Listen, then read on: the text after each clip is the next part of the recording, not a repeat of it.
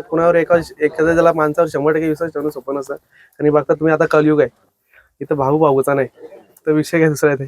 त्याच्यामुळे खूप विषय गंभीरतेचा आहे. या गंभीरतेचा विषय जगूनच आम्ही इमानदारीने जो प्रयत्न चालू आहे आमचा पार पाडण्याचा, 100% याच्या पुढेही आम्ही पार पाडण्याचा प्रयत्न चालू ठेवू. अजूनही सांगते मी तुम्हाला, घरच्या गाडीसाठी मी एनी टाइम कुणाची तयार आहे की शर्यत खेळायला, बिनजोड असो 3 फेटर असो. पण घरची गाडी असेल तर मी एनी टाइम दोन्ही साईडने खेळायला तयार आहे.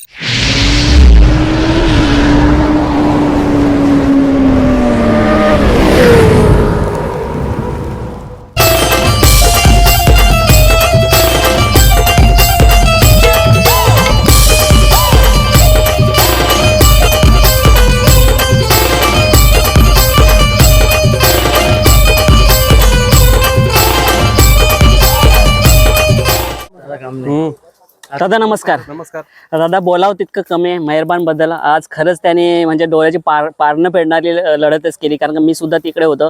ॲक्च्युली गाडी आज जेवढ्या गाड्या होत्या तेवढ्या टॉपच्या गाड्या होत्या आणि सगळ्याच गाडीला चांगला स्पीड होता आणि त्याच्यामध्ये मेहरबान यांनी रायबानी बाजी मारली. काय म्हणाल? बाजी मारली कारण की तुम्ही बघत असाल तर आतापर्यंत तुम्ही बघत आला का 3 फेऱ्यामध्ये जेव्हा आपल्या मुंबईचा विषय तेव्हा मेहरबानकडे जास्तच लक्ष ठेवलं जाते. आज कुठेतरी बैलाच्या तापामुळं मला असं वाटतं की बैल थोडा विकनेस पर्यंत मध्ये आहे, पण समजून येत नाही नक्की पुढं काय होतंय. आम्हाला अजूनही अंदाज लागलेला नाही.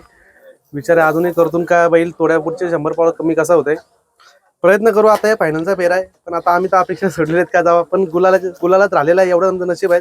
कारण की आता जेव्हा आजारातनं उठून जर पहिल्यांदा बैल गुलाला तर अभिमान तर आम्हाला त्याच्यावर गर्व असेल. दादा, एक देवाचा आशीर्वाद, आईचा आशीर्वादच म्हणावा लागेल. मी सुद्धा तिथेच होतो सुतावरती, बघितले ना त्याच्या बाजूची गाडी पण समोरच होती. म्हणजे असं वाटलं की नक्की कोण झाला, पण जेव्हा मी याच्यावरती स्क्रीनवरती बघितली तेव्हा मेहरबानी बाजी मारली, तेव्हा काय धाकधूक होती तुमची? अशी धाकधूक होते म्हणजे विषय असा होता का 100 खालची जी 100 फुट बैल गाडी निघाली तेव्हा सगळ्यात पुढे पळत होती गाडी. पण जसं कॉमेडीचा आवाज ऐकला का लढत झाली, या विषयावर आम्ही कुठेतरी म्हणजे चिंतेत पडलो का एवढ्या टॉपच्या गाड्यात लढत झाली म्हणजे काहीतरी घडल्यासारखाचा विषय आहे. एक तर आपला नवीन चेहरा कोणतरी उमटून आला असेल किंवा आपल्यात काहीतरी बोलला का 3 नंबर आणि 5 नंबरच्या काहीतरी गाडीत लढत झाली अशी. पण खूप अभिमान वाटला. रायबानी एकट्याने गाडी उचलून लावली.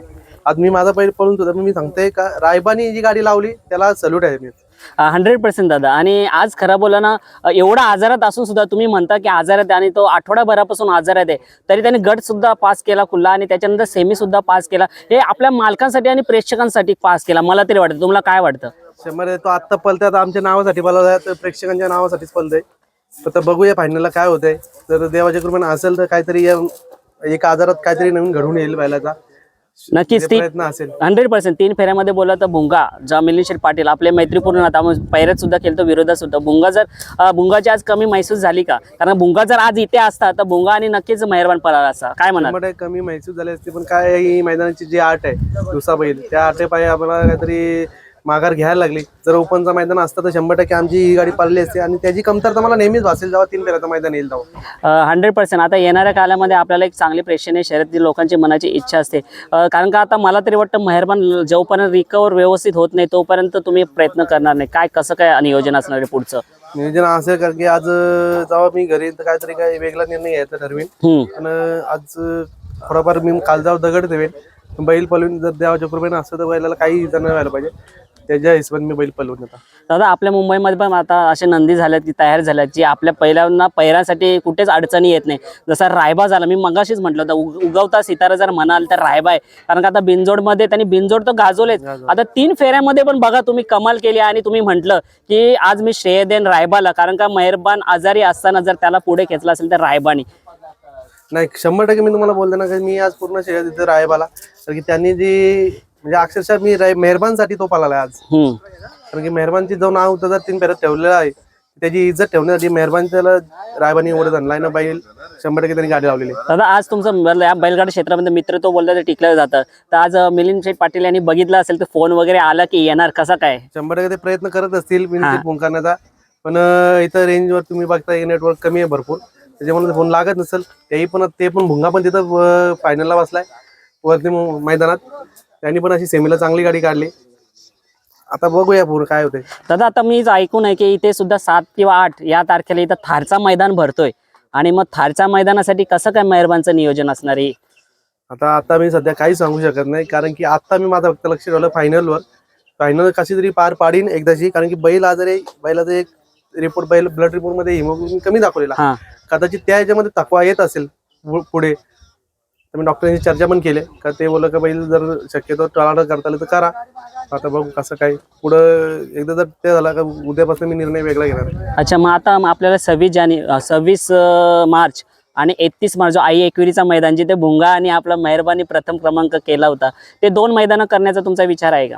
विचार नक्कीच आहे दादा, पण काय बैलाच्या तब्येतीपुढे आपल्याला काय खालवलं जाईलच. कारण की जेव्हा आपलं जर बैलच रेडी नसेल तर पुढे शोक करण्याचा काय अर्थ नाही. तर एखादा दुसरा बैल असेल माझ्याकडे तर तो त्याला नेण्याचा प्रयत्न करीन.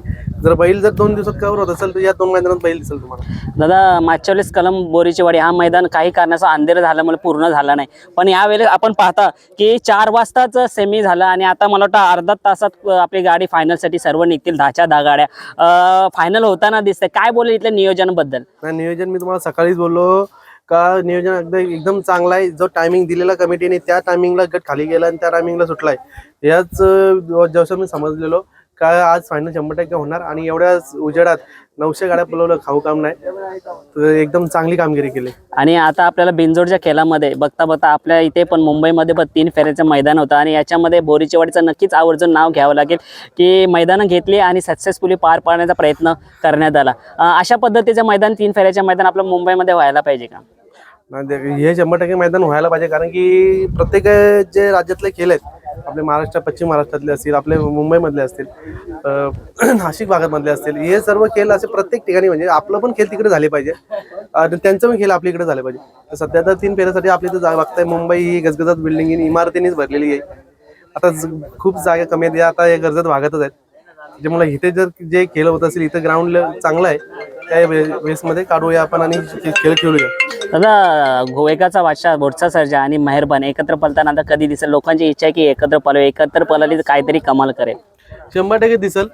येता बस 100% ही गाडी दिसेलच पालताना, कारण की प्रेक्षकांसाठी आम्हाला पालावंच लागेल.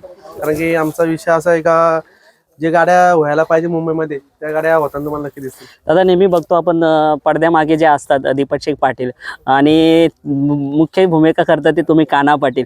काय बोलाल त्या दादांबद्दल की त्यांनी तुमच्यावरती मुख्य भूमिका सोपवली? नाही, मुख्य भूमिका एखाद्यावर विश्वास ठेवणं ही खूप मोठी गोष्ट आहे. कारण की जेव्हा बघा तुम्ही मालक आहे, त्या मालकीची जागा आणि मालकाने दिलेली जिम्मेदारी पार पाडणं आपलं काम आहे. तर त्यांनी आपल्यावर विश्वास ठेवला ही म्हणजे एक भाग्यशाली समजतो मी.